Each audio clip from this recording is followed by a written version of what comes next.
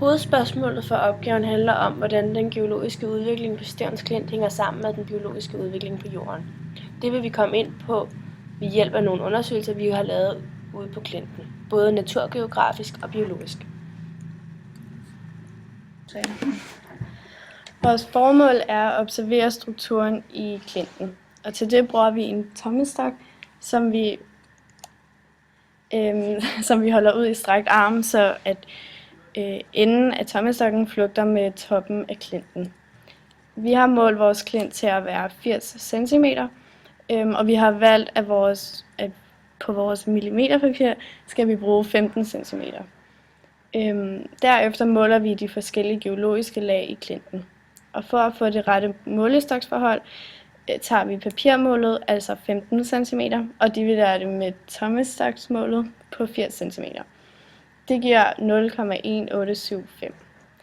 Og alle aflæsninger skal derefter ganges med målestoksforholdet, som var 0,1875.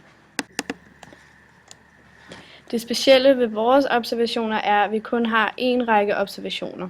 Derfor har vi valgt at udvide vores profil, som vi ser her, som giver et bedre billede af, hvordan den rigtige profil ser ud. Her på billedet ser vi den rigtige billede af klinten.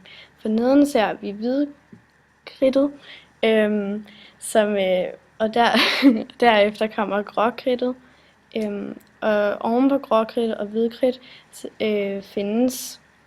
heroppe findes fiskelæret, som er 66 millioner år gammelt.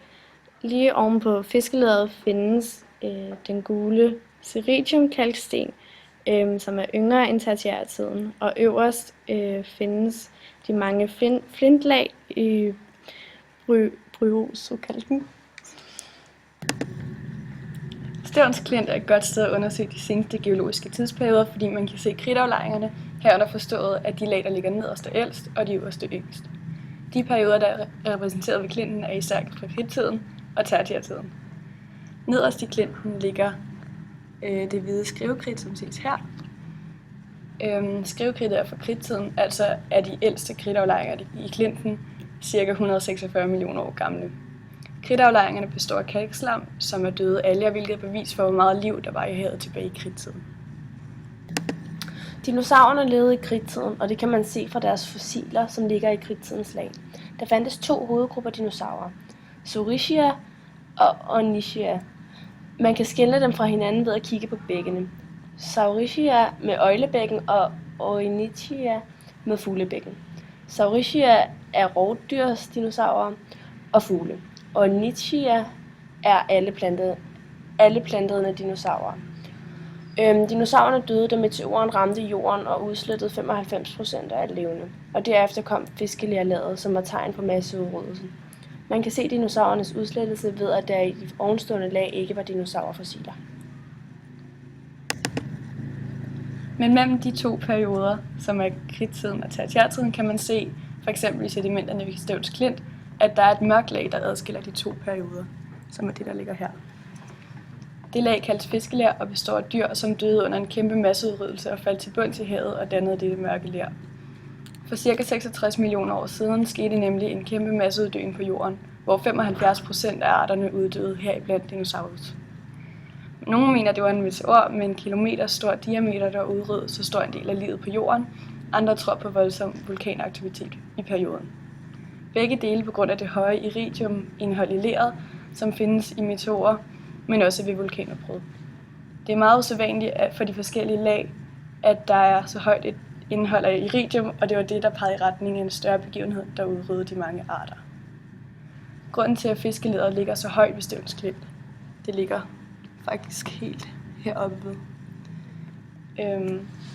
Det er, at det er ikke fordi, at det er så lang tid siden, at der var den store masseudryddelse, men det er på grund af, at for eksempel gletsjer og istider har fjernet et nyere lag, som ville have ligget øverst.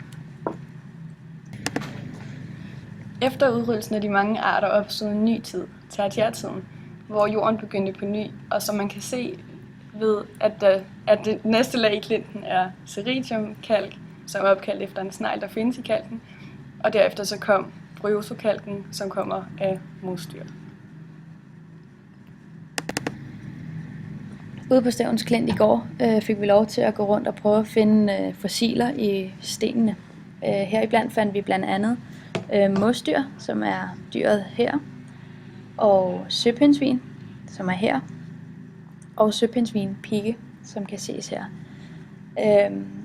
Vi fandt alle de her i kridtsten, og det vil sige, at alle de her dyr levede i kridttiden. Nu vil vi snakke om evolutionen og evolutionens udvikling. Ja.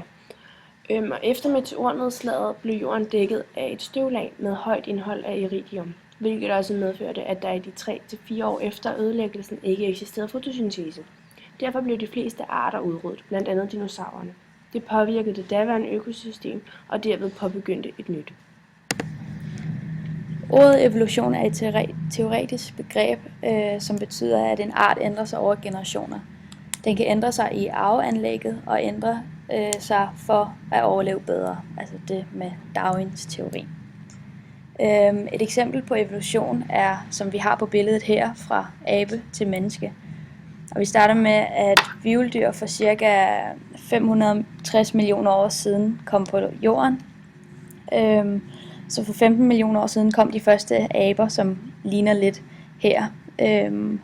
Og heroppe på billedet kan vi se, at hjernen og kraniet ikke er helt udviklet som den dag i dag.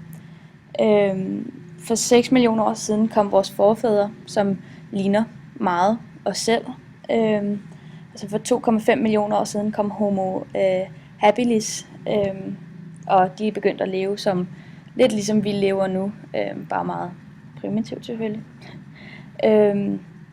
Og så for 200 millioner år siden udviklede Homo sapiens sig, som også er en lidt mere menneskelig abe.